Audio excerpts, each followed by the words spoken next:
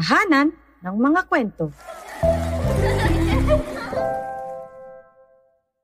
Ang Palakang Prinsipe.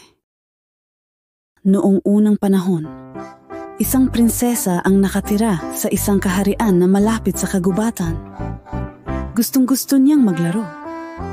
Isang araw, binigyan siya ng regalo ng kanyang tatay na siyang hari ng lugar. Isang gintong bola. Nagustuhan ng prinsesa ang kanyang gintong bola. Palagi siyang naglalaro nito. Isang araw, habang nilalaro niya ito malapit sa isang lumang balon, aksidenteng nahulog ang bola sa balon. Naku, ang aking gintong bola. Ano ang gagawin ko?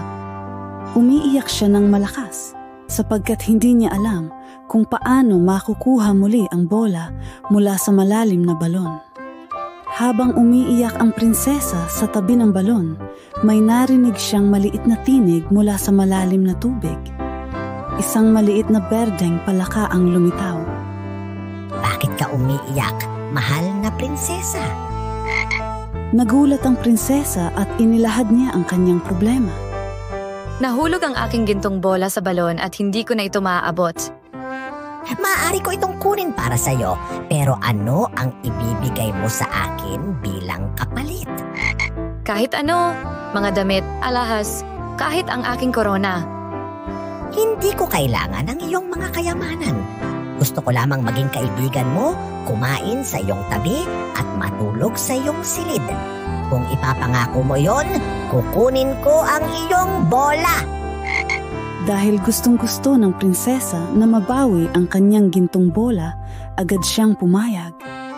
Ipapangako ko, basta makuha mo ang aking bola. Tumalon ang palaka sa balon at ibinalik ang gintong bola sa prinsesa.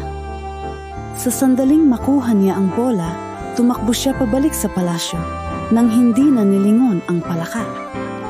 Kinabukasan, habang nag-aalmusal ang prinsesa kasamang hari, may narinig silang katok sa pintuan.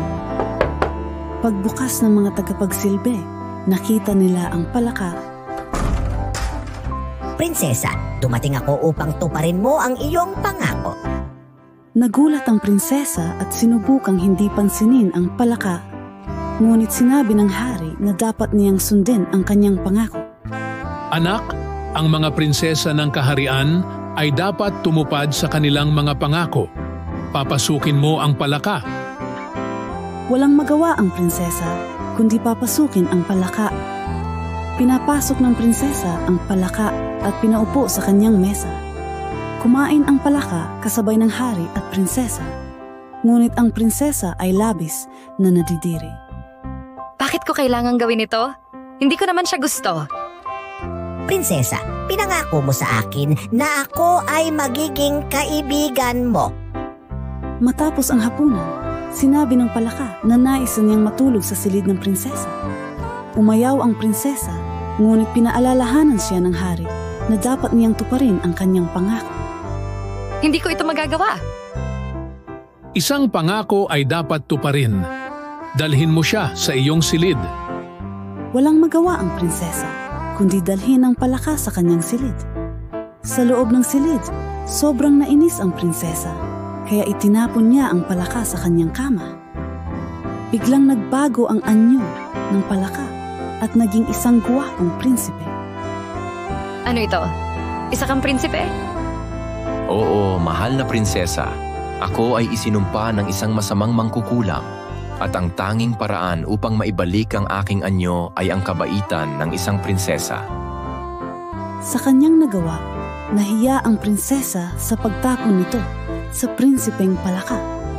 Ikinuwento ng prinsipe na siya ay isinumpa ng isang mangkukulam at ang kanyang anyo ay naibalik dahil sa pagtupad ng prinsesa sa kanyang pangako. Sa huli, nagpakasal ang prinsesa at ang prinsipe at sila ay namuhay nang masaya magpakailanman. Salamat sa iyong kabutihan. Dahil sa iyo, bumalik ako sa aking tunay na anyo. Masaya akong nakatulong sa iyo. Nagdiwang ang buong kaharian sa kanilang kasal at namuhay sila ng masaya.